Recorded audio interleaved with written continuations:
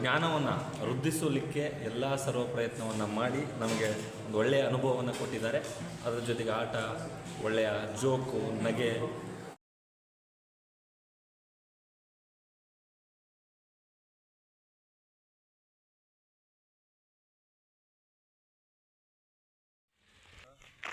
ಬರ್ತಾ ಇದ್ದ ವಿಡಿಯೋನಾ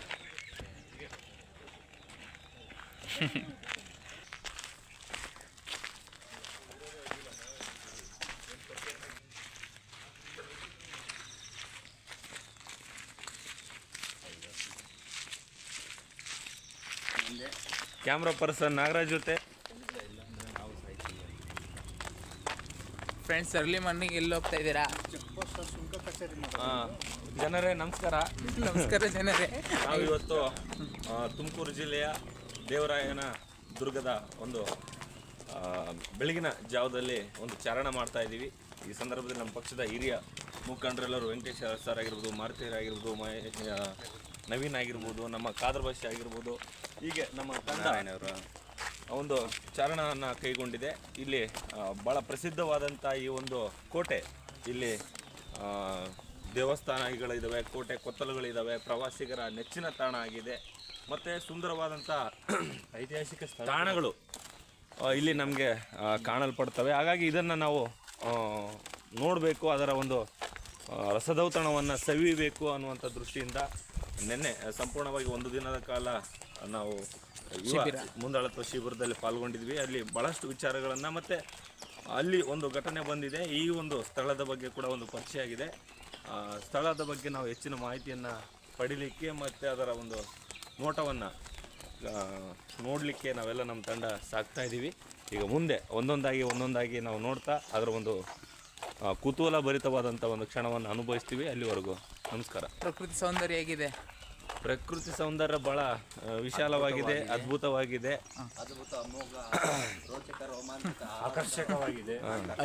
ಪ್ರಕೃತಿ ಸೌಂದರ್ಯ ಗಿಡ ಮರಗಳಿಂದ ಹಚ್ಚ ಹಸಿರಿನಿಂದ ಕೂಡಿದೆ. ಎಲ್ಲೆಲ್ಲೂ ಗಿಡ ಮರಗಳು, ಜೊತೆಗೆ ಸ್ವಚ್ಛವಾದಂಥ ರಸ್ತೆಗಳು, ಮತ್ತು ಬೆಟ್ಟ ಗುಡ್ಡಗಳು, ತಂಪಾದ ಇಲ್ಲಿ ಕೋಗಿಲೆಗಳ ಧ್ವನಿ, ಮತ್ತು ನವಿಲುಗಳ ಧ್ವನಿ, ವನ್ಯಜೀವಿಗಳು, ಹೀಗೆ ಪ್ರಾಕೃತಿಕವಾಗಿ ಕರ್ನಾಟಕ ಎಷ್ಟೊಂದು ಶ್ರೀಮಂತವಾಗಿದೆ ಅದನ್ನು ಇಲ್ಲಿ ನಾವು ಕಾಣಬಹುದಾಗಿದೆ. ಇವತ್ತು ನಗರ ಪ್ರದೇಶಗಳು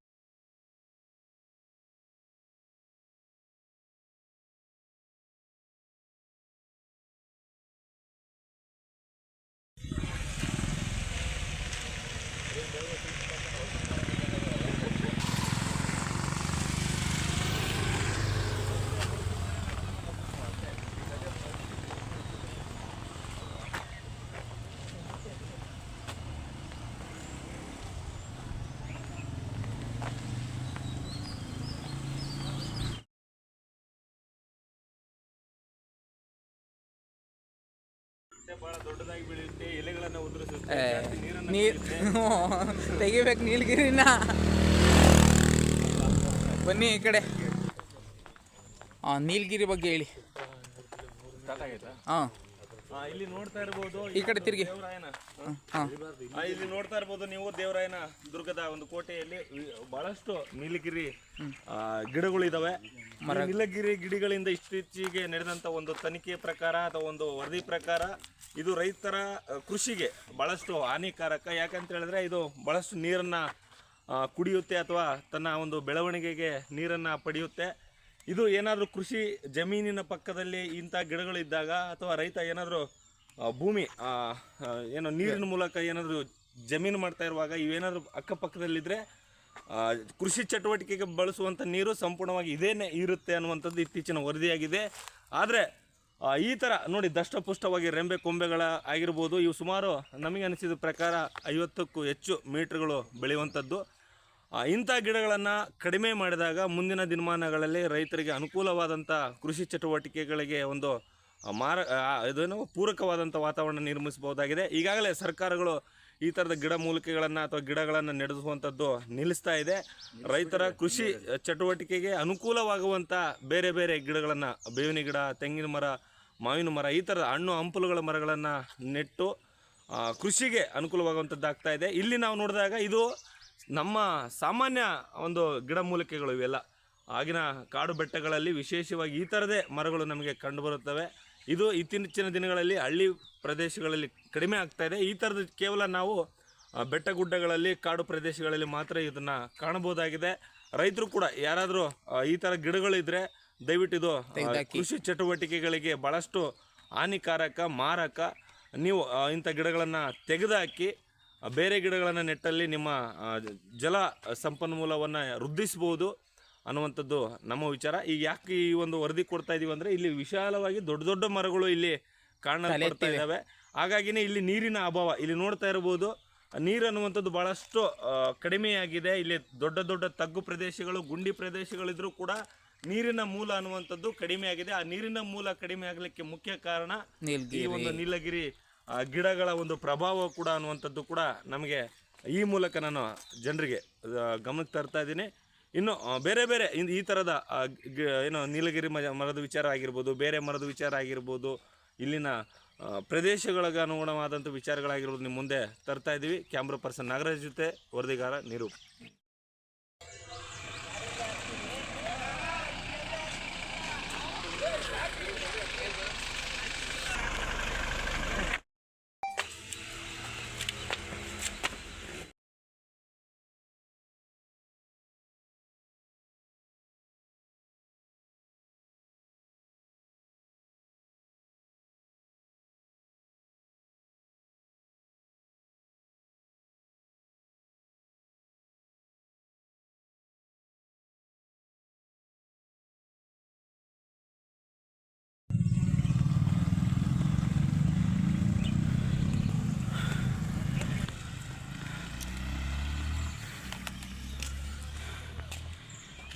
ತುಂಬ ಚೆನ್ನಾಗೈತೆ ಬೆಟ್ಟ. ಅಯ್ಯ, ಇದು ನಿಜವಾದ ಟ್ರೆಕ್ಕಿಂಗ್ ಅಂದರೆ. ಹಾಂ,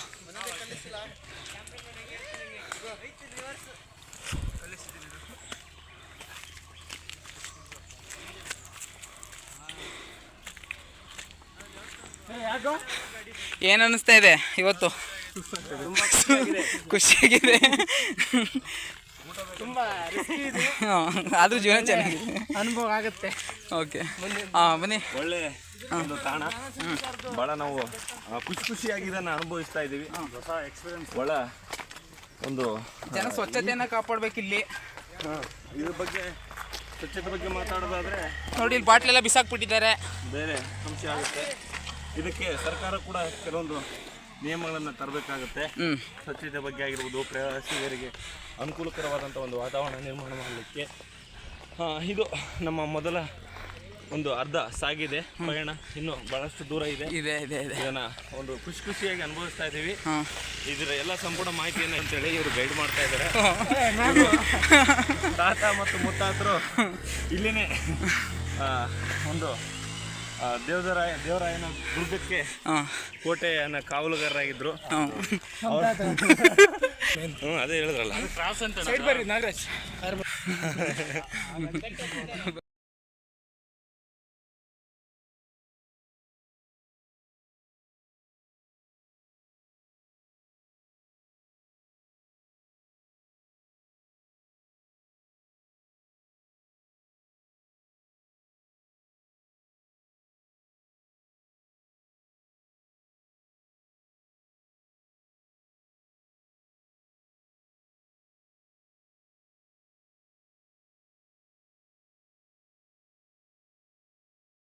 ಯಾರವ್ರು ವಿಸಿಲ್ ಹೊಡೆದು ವಿಸಿಲ್ ಹೊಡೆದು ವಾಚ್ಮೆನ್ ಅನ್ಕೊಂಡ್ಬಿಡ್ತಾರೆ. ನಿಜ, ಅಕ್ರಮ ಚಟುವಟಿಕೆ ಮಾಡೋರು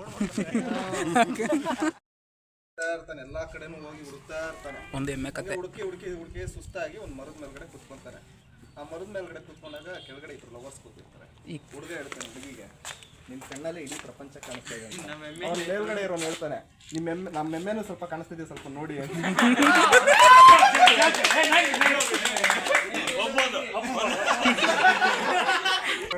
ಸಂಪೂರ್ಣ ಗೊತ್ತಿಲ್ಲ, ಸ್ವಲ್ಪ ಮಜ್ಜಿಗೆ ಪೂರ್ತಿ ರಾಮಾಯಣ. ಶೂರ್ಪನಕ್ಕಿ ಗೊತ್ತಲ್ವಾ?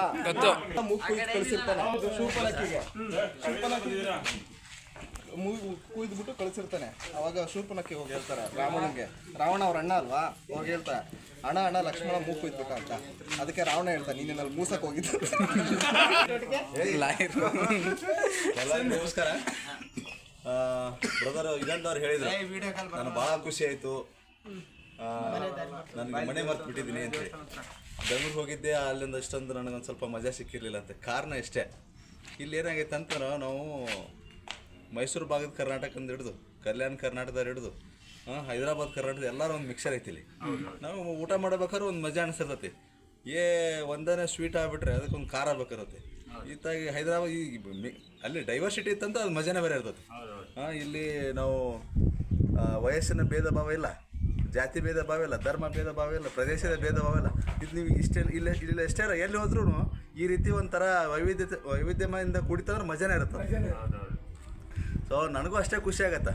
ನಿಜ ಹೇಳ್ಬೇಕಂತಂದರೆ ನಾನು ಒಬ್ಬ ಕಾರ್ಯಕರ್ತನಾಗಿ ಗುರುತಿಸ್ಕೊಂಡಿಲ್ಲ, ಬಟ್ ಅದಕ್ಕಿಂತ ಹೆಚ್ಚಿನ ಭಾಗದಲ್ಲಿ ನಾನು KRS ಜೊತೆ ಗುರುತಿಸ್ಕೊಂಡಿದ್ದೀನಿ. ಯಾಕಂದರೆ ಅಮಾಯಕರು ಎಲ್ಲೇ ನಮಗೆ ಅನ್ಯಾಯಕ್ಕೊಳಗಾದ್ರೆ ನಾವೊಂದು ನನ್ನ ಕೈಲಾದಿಂದ ಎಷ್ಟು ಸ್ಪಂದನೆ ಆಗುತ್ತಲ್ಲ ಅಷ್ಟು ಮಾಡೋಕ್ಕೆ ನಾವು ಪ್ರತಿಯೊಂದು ನಮ್ಮ ಸ್ನೇಹಿತರು ಎಷ್ಟೋ ಸಾರಿ ಕಾರ್ಯಕರ್ತರೆ ಕೇಸಲ್ಲಿ ಸಿಗಾಕೊಂಡ್ರೆ ಅವ್ರ ಜೊತೆ ನಾವು ಸಹಾಯ ಮಾಡ್ಕೊತ ಇದ್ದೀವಿ. ಇದು ನನ್ನ ವಿಚಾರ. ಇನ್ನು ಇಲ್ಲಿ ಹತ್ತು ಬಂದಿದ್ದು ಭಾಳ ಖುಷಿ ಆಯಿತು. ಒಂದು ಜೋಕ್ಸ್ ಅವಾಗ ನಮ್ಮ ಟೀಚರ್ಸ್ ಇದನ್ನು ಹೇಳ್ತಿದ್ರು ನಮಗೆ. ನಾವು ಅಡ್ವೊಕೇಟ್ಸ್ ಆಗಿರಲಿಲ್ಲ ಅವಾಗ. ನಮಗೆ ಅವಾಗ ಟಾಂಟ್ ಮಾಡೋಕ್ಕೆ ಹೇಳ್ತಿದ್ರು. ಒಬ್ಬ ಕ್ಲೈಂಟ್ ಬರ್ತಾನಂತೆ, ಅಡ್ವೊಕೇಟ್ ಫ್ರೆಶ್ ಅಡ್ವೊಕೇಟ್ ಆಗ್ಬಿಟ್ಟಿರ್ತಾನೆ. ಕೇಸ್ ಪೇಪರ್ ತಂದಿರ್ತಾನೆ, ಬರ್ತಾರೆ ಏನೋ ಪಾರ್ಟಿ ಚೆನ್ನಾಗಿ ಕಾಣೋದು, ಜಾಮ್ ಕಾಣ್ಬೇಕು, ಒಂದು ಸ್ವಲ್ಪ ಫೀಸ್ ಇರ್ಕೊಂಡು ಪೇಪರ್ ಹಿಂಗೆ ಎಸ್ಕೊಂಡ್ಬಿಡ್ತಾನೆ. ತೊಗೊಂಬಾಯಿಲ್ಲ ಅಂತ ಆ ಪಾರ್ಟಿ ಮಾಡ್ತಾರಕ್ಕೆ ಬಿಡಲ್ಲಿ ಅಡ್ವೊಕೇಟ್ ಒಟ್ಟಲ್ಲಿ ಕೆಡ್ಸೋಕೋಬೇಡ್ರಿ, ನಿನ್ನ ಕೇಸ್ ಗೆಲ್ಲೋದೇ ಅಂತಂತ. ಸಾಹೇಬ್ರ ಒಂದು ಸ್ವಲ್ಪ ಹೇಳ್ತೀನಿ ರೀ, ನೀನು ಹೇಳೋದೇನು ನಾನು ಹೇಳ್ಬೇಕಲ್ಲ ಜಡ್ಜ್ ಮುಂದೆ. ಅಲ್ರಿ ನೀವೇ ಹೇಳೋಂತ್ರಿ, ಬಟ್ ನಾನು ಒಂದು ಸ್ವಲ್ಪ ನಿಮ್ಗೆ ಮುಂದೆ ಕಿವ್ಯಾಗ ಏನು ಹೇಳ್ಬೇಕು. ನೀನು ಕಿವ್ಯಾಗ ಏನು ಹೇಳ್ತೀಯ, ಪೇಪರ್ ಎಲ್ಲ ಹೇಳ್ತತ್ತಲ್ಲ ನೀನೇ ಗೆಲ್ಲೋದಂತ. ಅವನು ಸಿಟ್ಟಿಗೆ ಪೇಪರ್ ಕಸ್ಕೊಂಡು ಕೊಡ್ರಿ ಇಲ್ಲ ಅಂತ. ಯಾಕೆ ಈ ಪೇಪರ್ ನಂದಲ್ಲ, ಅಪೋಸಿಟ್ ಪಾರ್ಟಿದಿರ.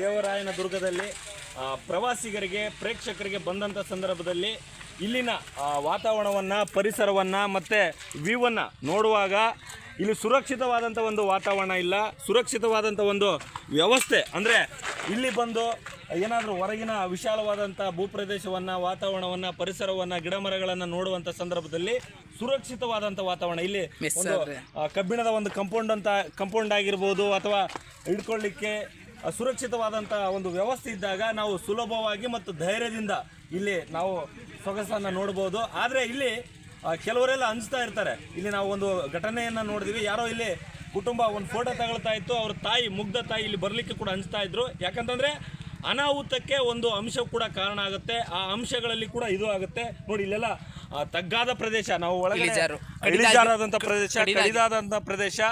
ಇಲ್ಲಿ ನಾನು ಒಟ್ಟಾರೆಯಾಗಿ ಪ್ರವಾಸೋದ್ಯಮ ಇಲಾಖೆ ಆಗಿರ್ಬೋದು, ಮತ್ತು ಅರಣ್ಯ ಇಲಾಖೆಯವರಾಗಿರ್ಬೋದು, ಜಿಲ್ಲಾಡಳಿತ ಆಗಿರ್ಬೋದು, ಮತ್ತು ಆಡಳಿತ ಮಂಡಳಿ ಆಗಿರ್ಬೋದು, ಈ ಥರದ ವ್ಯೂ ಪಾಯಿಂಟ್ಗಳಲ್ಲಿ ಸುರಕ್ಷಿತವಾದಂಥ ವ್ಯವಸ್ಥೆಯನ್ನು ಒಂದು ಕಂಪೌಂಡ್ ಅಂತ ರೂಪದಲ್ಲಿ ಆಗಿರ್ಬೋದು ಅಥವಾ ಕಬ್ಬಿಣ ಒಂದು ಏನದು ವೆಲ್ಡಿಂಗ್ ಆಗಿರ್ಬೋದು, ಈ ಥರದ್ದು ಮಾಡಿದರೆ ಇನ್ನೂ ಪ್ರೇಕ್ಷಕರು ಒಂದು ಧೈರ್ಯದಿಂದ ಇಲ್ಲಿ ಬಂದು ನೋಡುವಂಥದ್ದು ಮತ್ತು ಅದನ್ನು ಅನುಭವಿಸುವಂಥದ್ದಾಗತ್ತೆ.